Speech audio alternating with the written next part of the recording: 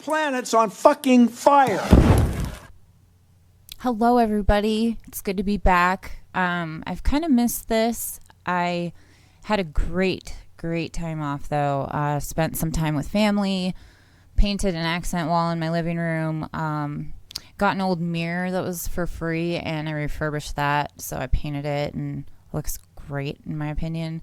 So just been trying to take a mental break from everything. I took like a week off of podcasting, a week off social media.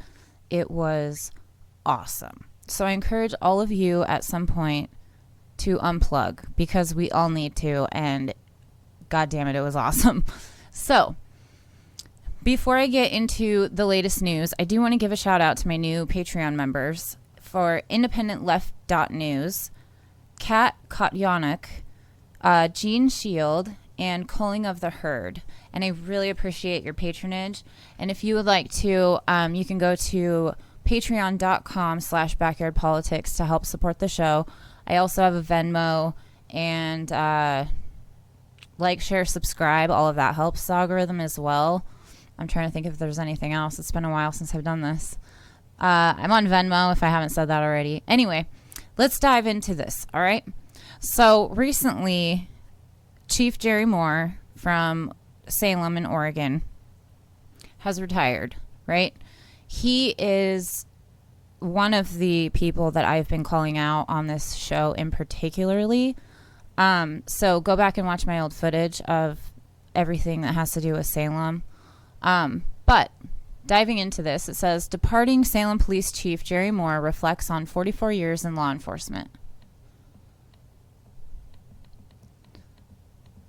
So after 44 years in law enforcement and 15 leading the Salem Police Department, Chief Jerry Moore will pack up his office at the new police station in North Downtown and clock out as chief for one last time. The moment seems toned down. The COVID-19 pandemic nixed any possibility of a large-scale send-off retirement party, and bittersweet. Moore said he's grateful to have served the community for so long, but conceded his departure comes at the tail of his most difficult year in law enforcement. Well, why would this be the most difficult? I get that we're in, a pandemic, but as far as policing goes, let's continue. His looming departure has been a year in the making. Moore announced his retirement last November and was appointed acting chief until key projects like the new police station were wrapped up and a new police chief was hired. After months of searching, city officials announced the hiring of Stockton Deputy Police Chief Trevor Womack as the new police chief. Womack will join the Salem Police Department on December 7th. Salem Mayor Chuck Bennett said Moore's guidance and commitment to the city will leave a lasting impression on the police department long after his retirement. Quote, "It's been an honor to serve alongside Chief Moore for the past 13 years, Bennett said. Messages of gratitude have been pouring in from the community members and city staff. To say Chief Moore will be missed is an understatement."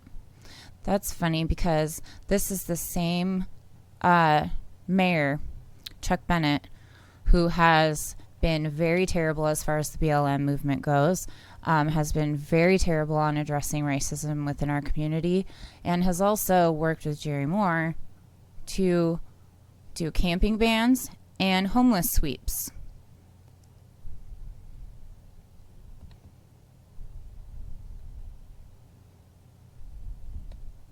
The article goes on to say, ahead of his last few days as chief, Moore sat down with reporters and reflected on his time with law enforcement.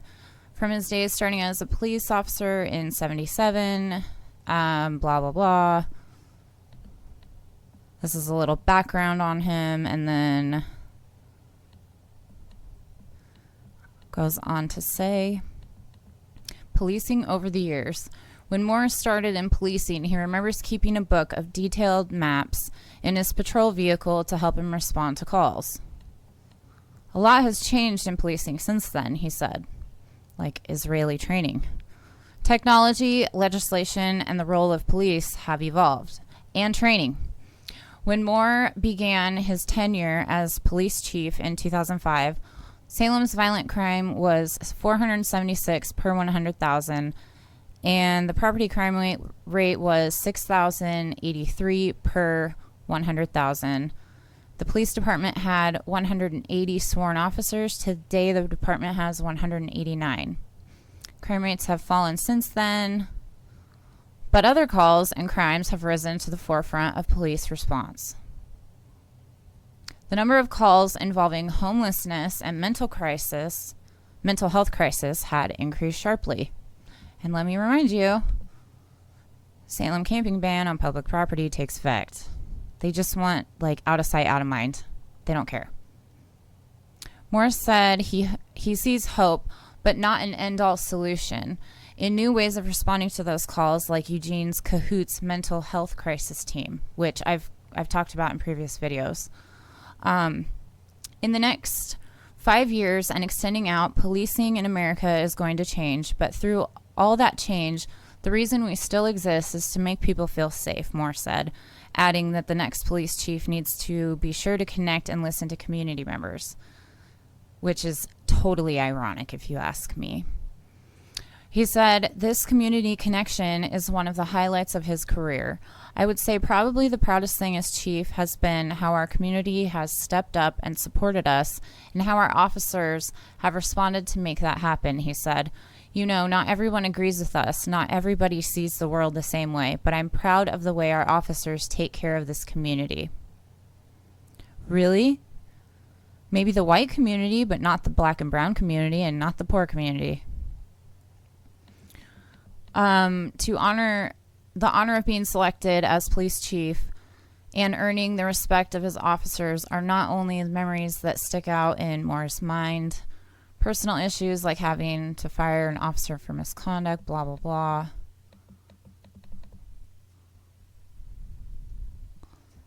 Hang on just 1 second. I scrolled a little bit too far. I go back to being in the... Okay. Moore said his regrets are few and far between. I could think of quite a few, actually. In fact, police used tear gas to disperse protesters in downtown Salem. State of emergency declared, curfew instituted. Not only that, Salem police chief apologizes after video of officer with armed group emerges. Go back and watch my previous videos. I've covered the Salem Police Department very thoroughly. Go back and watch all of those. I've also been on Graham Elwood's show talking about specifically what has happened in Salem here. So go back and watch that as well. There's also Proud Boys rally participants drank alcohol. Salem counselors questioned police response. These are just a few of the things. And it says here, previous coverage even, City of Salem releases police chief's action review surrounding protests. So I can think of a few regrets, Jerry, that you should have. It goes on to say, quote, I would say if there's one thing that I didn't accomplish that I wish I had was diversifying our workforce better, he said. Now that's on us, but that's on the community as well because we're at the mercy of who applies. We are at the mercy of how attractive we can make not only our police department, but our city and community attractive to our applicants. You know how I hear that? I hear that as we did the best that we could, but it's the community's fault because we don't have black and brown people applying. You know why you don't have black and brown people fucking applying? Because you're killing them or you're locking them up. And this slight here, we are at the mercy of how attractive we can make not only our police department, they got a brand new one, brand fucking new, but our city and community attractive to our applicants.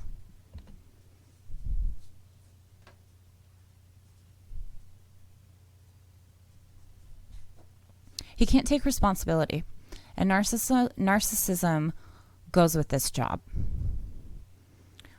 Goes on to say, Moore said 2020 has been one of the most difficult years in his career, probably because he's being called out by numerous people in this town. Last year, with the homeless issues, COVID, and protests, it certainly stands out, he said. The May and June protests following George Floyd's death at the hands of Minneapolis police marked the first time Salem police used tear gas on civilians. It was a totally peaceful protest, by the way. The police response to protests paired with concerns over whether police were biased toward right-wing groups, which there's multiple videos that I've done in particular that you go back and watch. They've done this multiple times. That's just what I've covered. So it says the police response to protests paired with concerns over whether police were biased towards right-wing groups resulted in a review by Moore and an audit of the police department by an outside agency. We all know how those reviews end up going. Cops are always cleared. It's like a brotherhood. It's like a fucking gang. It hasn't been an easy year for law enforcement. So sorry for you. But we've done our best, and I've done my best to be fair and try to take care of the community. Okay. Really? He said he has had countless opportunities to help people in his more than 40 years in law enforcement. Those moments of gratitude, connection to the community, and camaraderie with his officers, camaraderie with his officers, are what he holds on to. It's like a brethren. The occasions when he wished he'd become a firefighter instead are few and far between, he joked. It's all like identity politics, kind of. Like, brush it, make it look pretty on the outside, but on the inside it's still corrupt as fuck. That's our new police department. This is a unique profession in so many different ways, Moore said. I mean, we can change the course of a person's life in a matter of seconds by the things that we have to do. But we can also change it for the positive. We can provide help to someone who's called us. Actually, we are looking to call other resources because we don't trust the cops in our city. And then it says, looking ahead, he's blah, blah, blah for retirement, whatever. So again, I just wanted to do one last video covering Jerry Moore specifically. He has shot a 44-year career away. He has not done very much to help the disenfranchised, the homeless community, the black and brown communities. The list goes on and on. On and on and on. I've covered him so many times.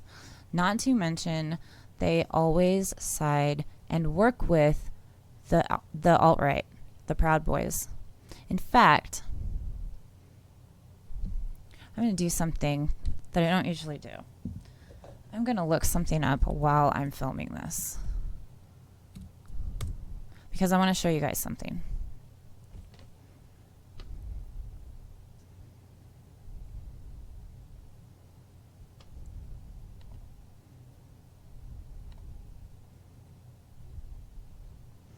Okay, so if we go to my videos,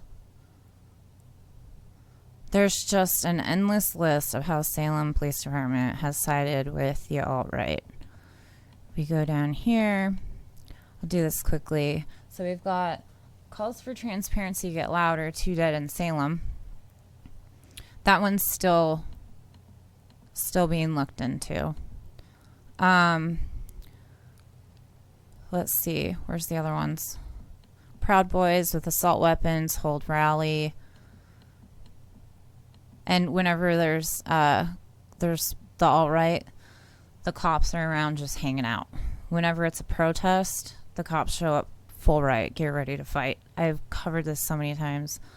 Let's see here.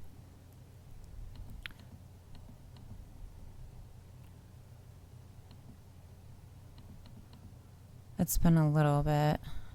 Well, just recently, actually, I did a live stream from a protest here in Salem. So if you go on Twitter, that's on there. But there's also Salem Police Chief Jerry Moore gaslighting the community.